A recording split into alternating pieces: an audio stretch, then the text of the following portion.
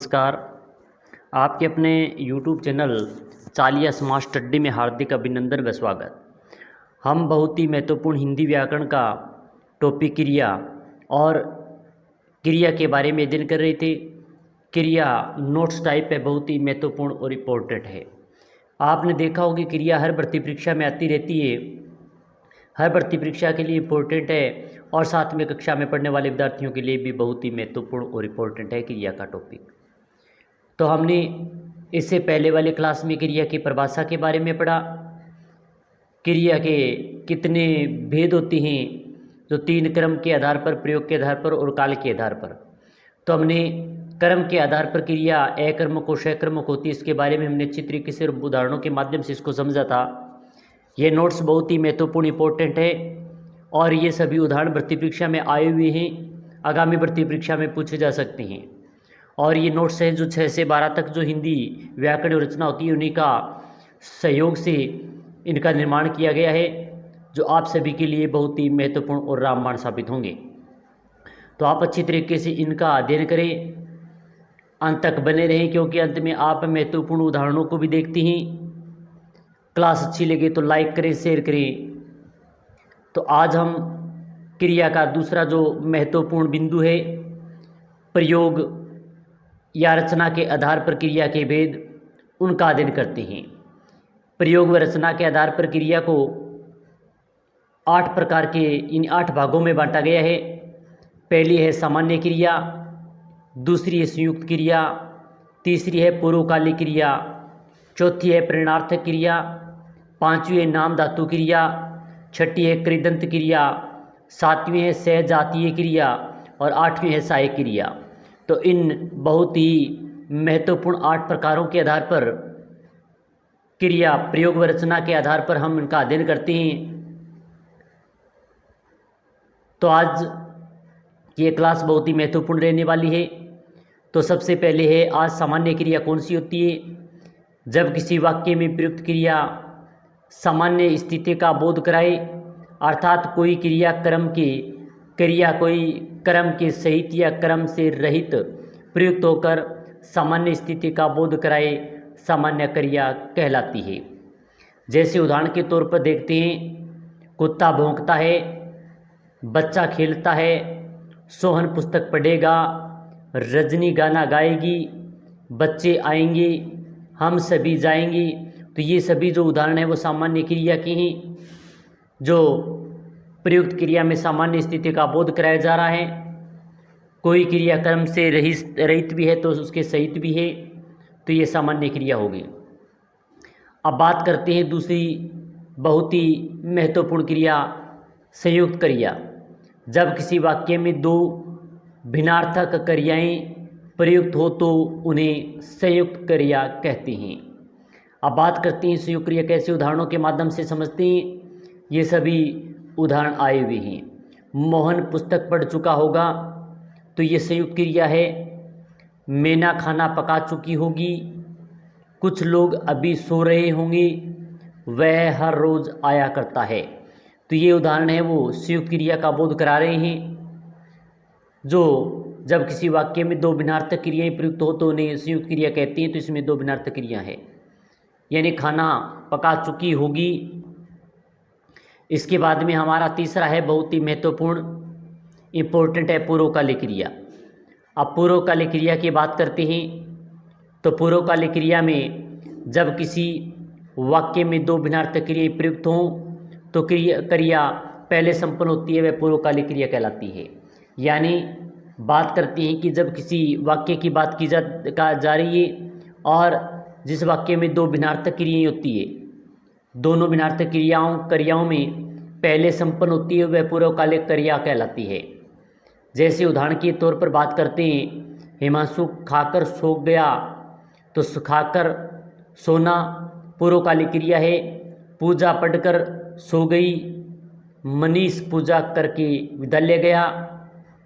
हीना पत्थर लिखकर खाना खाती है, लिखकर चोर चोरी करके भाग गया, करके वह हंसकर कहने लगा, वह कपड़े धोकर खाना पकाती है। तो आदि यानी पहली क्रिया संपन्न होने के बाद में दूसरी क्रिया शुरू होती है। वहाँ पर पूर्वकालिक क्रिया कहलाती है। तो इसमें यानी किसी वाक्य में दो भिन्नार्थक क्रियाएँ होती है और प्रयुक्त हो तो पहले क्रिया संपन्न हो जाती है, तो उसे पूर्वकालिक क्रिया कहलाती है। जो उदाहरणों के माध्यम से हमने बहुत ही अच्छी तरीके से इसको समझा। अब बात करते हैं विशेष पर, चर्चा करते हैं विशेष में क्या है। पूर्वकालिक क्रिया की पहचान के लिए वाक्य में प्रयुक्त क्रिया के साथ क्रिया करके जोड़कर जुड़ा रहता है। तो यानी वाक्य में जो पूर्वकालिक क्रिया होती है उसमें क्रिया करके सब जुड़ा हुआ होता है, तो वहाँ पर पूर्वकालिक क्रिया होती है। अब बात करते हैं प्रेरणार्थक क्रिया, चौथा है जब किसी वाक्य में कर्ता स्वयं कार्य न करके किसी और को कार्य कराने के लिए प्रेरित करता है तो प्रेरणार्थक क्रिया कहलाती है। उदाहरण के तौर पर बात करते हैं, जैसे ये सभी बहुत ही महत्वपूर्ण उदाहरण हैं। आप अच्छी तरीके से इनका उदाहरण को लिखें, देखें और पढ़ें। प्रेरणार्थक क्रिया में क्या होता है कि कार्य करने के लिए प्रेरित किया जाता है। तो जैसे पहले में है कि रीना बबीता से कपड़ा धुलवाती है, कपड़े धुलवाती है, धुलवाती में प्रेरणार्थक क्रिया है। गवाले कृष्ण से गाय चरवाती हैं, गोपियाँ कृष्ण से बांसुरी बजवाती हैं, पिता पुत्र से खेल जुतवाता है, रचना मनीषा से खाना पकवाती है, मोनू सूरज से चाय बनवाती है, मोनू आएगा यहाँ पे, पूजा बबली से गृह कार्य करवाती है। तो यानी धुलवाती है, चरवाती है, बजवाती है, जुतवाती है, पकवाती है, बनवाती है या करवाती, इस प्रकार के जो कार्य किसी के द्वारा यानी स्वयं न करके किसी अन्य के द्वारा कार्य की करवाए जा रहे हैं, तो यहाँ पर क्या है कि प्रेरणार्थक क्रिया कहलाती है। अब बात करते हैं पांचवा है नाम धातु क्रिया। किसी संज्ञा या सर्वनाम या विशेषण, यानी कोई संज्ञा हो सकती है, सर्वनाम हो सकता है या विशेषण से बनने वाले क्रिया नाम धातु क्रिया कहलाती है। अब जैसे कैसे नाम धातु भी बात करते, शर्म से शर्माना बना, गर्म से गरमाना बना, अपना से अपनाना, लाज से लज्जाना, घबराहट से घबराना, मुस्कुराहट से मुस्कुराना, फड़फड़ाहट से फड़फड़ाना, हाथ से हथियाना, बात से बतियाना और गुनगुनाहट से गुनगुनाना, ये सभी संज्ञा सर्वनाम और विशेषण से बनने वाली क्रिया नाम धातु क्रिया कहलाती है। अब आता है छठा, बहुत ही इम्पोर्टेंट भी, ये भी भर्ती परीक्षा में पूछा भी जाता है, कृदंत क्रिया। जब किसी मूल धातु के साथ प्रत्यय का प्रयोग करने पर जो क्रिया बनती है उसे कृदंत क्रिया कहते हैं। यानी जब कोई मूल धातु होगा और मूल धातु के साथ प्रत्यय का प्रयोग कर दिया जाता है और प्रयोग करने के बाद में क्रिया बनती है तो वो कृदंत क्रिया कहलाती है। जैसे बात करते हैं पढ़ से ना जुड़ने पर पढ़ना बना, पठ धातु है, ता जुड़ा तो पठता बना, पढ़ प्लस कर से पढ़कर बना, हंस धन ना से हंसना बना, हंस धन ता से हंसता बना, हंस धन कर हंसकर बना, खा धन ना से खाना बना और खा धन ता से खाता बना। इस प्रकार ये सभी कृदंत क्रिया के उदाहरण, महत्वपूर्ण उदाहरण हैं। अब आता है सातवां, बहुत ही अच्छा है, सहजातीय क्रिया। जब किसी एक ही जाति के दो क्रियाएं प्रयुक्त हों, अर्थात एक की मूल धातु से बनने वाली क्रियाएं सहजातीय क्रियाएं कहलाती है। यानी क्या होता है इसमें कि एक ही जाति की दो क्रियाएं प्रयुक्त होती है, जिसमें एक का मूल धातु से बनने वाले क्रियाएं सहजातीय कहलाती है। जैसे पढ़ से बनेगा तो पढ़ी बनेगा और पढ़ाई बनेगा, लड़ से लड़ाई बनेगा और लड़ी बनेगा, चढ़ से चढ़ाई बनेगा और चढ़ी बनेगा। इस प्रकार इसमें सहजातीय ये दो क्रियाएं प्रयुक्त होती है। तो उदाहरण के माध्यम से देखें, भारत ने पाकिस्तान से लड़ाई लड़ी तो लड़ाई और लड़ी ये सहजातीय क्रिया इसमें। मुकेश ने LLB की पढ़ाई पढ़ी, पढ़ाई और पढ़ी ये सहजातीय क्रिया है।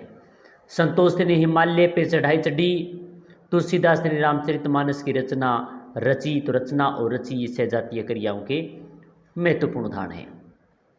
अब आता है सहायक क्रिया। मुख्य क्रिया की सहायकता के लिए प्रयुक्त होने वाली क्रिया सहायक क्रिया कहलाती है।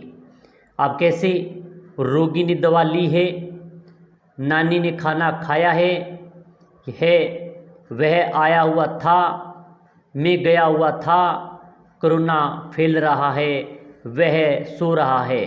तो इसमें ली है, आया हुआ था, रहा है हुआ था, ये सभी क्या है कि सहायक क्रियाएं हैं। यानी मुख्य क्रिया की सहायता के लिए प्रयुक्त होने वाली क्रिया सहायक क्रिया कहलाती है। अब बात करते हैं, विशेष पर चर्चा करते हैं, मुख्य क्रिया और सहायक क्रिया में अंतर पर बात करते हैं। कृष्ण कहते ही बांसुरी बजा देता है, मुख्य क्रिया है बजा और सहायक क्रिया है देता है। इसी प्रकार कृष्ण राधा को बांसुरी देता है, तो कृष्ण राधा को बांसुरी देता यानी देना मुख्य क्रिया है। राकेश अखबार डालता है, तो डालना क्या है कि मुख्य क्रिया है। इसी प्रकार राकेश अखबार जल्दी पढ़ डालता है, तो इसमें जल्दी पढ़ डालता है तो पढ़ का होगा मुख्य और डालना यानी सहायक क्रिया। तो इस प्रकार हम इन उदाहरणों के माध्यम से मुख्य क्रिया और सहायक क्रिया को अंतर को जान सकते हैं। अब हमारा आगे वाला जो काल के आधार पर क्रियाओं के 3 भेद होते हैं, इन पर हम बाद में चर्चा करेंगे। तो आज हमारी ये क्रिया से संबंधित तो दूसरी क्लास थी, जिसने हम के माध्यम से पहली क्लास में हमने क्रम के माध्यम से या क्रम के आधार पर क्रिया के भेदों के पर चर्चा की, और दूसरी क्लास में प्रयोग व रचना के आधार पर जो 8 प्रकार होते हैं उन पे हमने चर्चा की। ये सभी बहुत ही महत्वपूर्ण इंपॉर्टेंट है। हर भर्ती परीक्षा के साथ साथ भी प्रतियोगिता परीक्षा होती है या कक्षा में पढ़ने वाले विद्यार्थियों के लिए भी क्रिया बहुत ही महत्वपूर्ण है। तो आशा करते हैं कि ये क्लास आपको बहुत अच्छी लगी होगी। अच्छी लगी तो लाइक, शेयर और सब्सक्राइब करना न भूलें। साथ ही में बेल आइकन दबा के रखें, क्योंकि इसी प्रकार की महत्वपूर्ण क्लास के साथ फिर मिलेंगे। जय हिंद, जय भारत।